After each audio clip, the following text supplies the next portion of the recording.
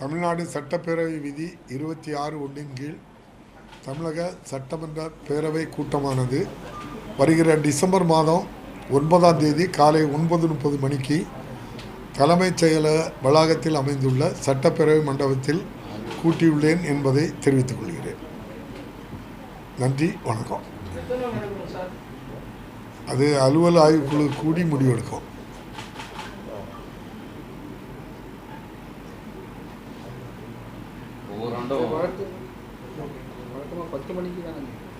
இது 9:30 மணின்னு சொல்லி போன தடவை பில் கொண்டு வந்து பாஸ் பண்ணியாச்சு. அது நான் எப்படி முடிவு பண்ண முடியும்? அலுவல் ஆய்வுக்குழு பிஏசி கூடி முடிவெடுக்கும்.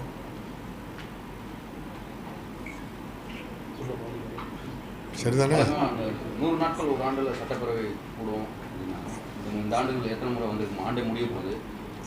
கணக்கு உங்கள்கிட்ட இருக்குல்ல? அது நம்ம அலுவல் ஆய்வுக்குழு கூடி பேசி முடிவெடுக்கிற நாள் தான் நடத்த முடியுமே தவிர என் விருப்பத்துக்கு நான் 100 நாள் வைக்க போகிறேன்னு நான் சொல்ல முடியாது. அலுவல் ஆய்வுக்குழு தான் கூடி முடிவெடுத்து இந்த சபையை எவ்வளோ நாள் நடத்தணும்னு சொல்லுவோம். அலுவல் ஆய்வுக்குழுல எல்லா கட்சி உறுப்பினர்களும் இருக்காங்க. நன்றி. அவை அதெல்லாம் நடைமுறையில் இருக்குது, சிலது ஆய்வில் இருக்குது. அதெல்லாம் அந்தந்த பணிகள் நடந்துக்கிட்டே இருக்கும். நடவடிக்கைகள் தேவையான இடங்களில் தேவையான நடவடிக்கை எடுக்கும்.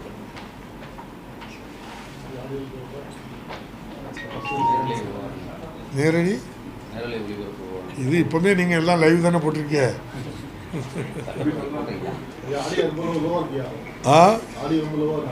சட்டமன்றமும் நீங்கள் எல்லாமே லைவில் தான் ஓடிட்டுருக்கு. சட்டமன்றம் படிப்படியாட்டு முழுமையாட்டு சட்டமன்ற கூட்டத்தொடர் முழுமையாக லைவ் பண்ணுறதுக்கு வேண்டிய நடவடிக்கைகள் எடுக்கப்பட்டு வருகிறது.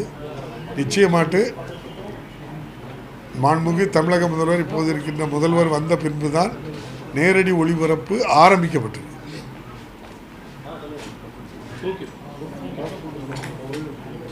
வெளிநாடுகள்லாம் பயணம் போயிருந்தீங்க, அவங்களோட சட்டப்பேரவை அங்கே பெருமையாக பேசுகிறாங்களா?